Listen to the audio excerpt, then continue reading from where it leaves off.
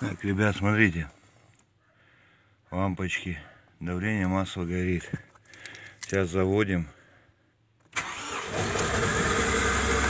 Гаснет сразу. Глушим. Давление масла держится, потому что масло холодное. Давление масла держится. Гаснет сразу, давление масла держится. Долго держится оно. Вот теперь оно появилось.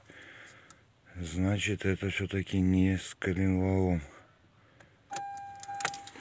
Я буду снимать, смотреть, что-то с этим долбаным, с распредвалом.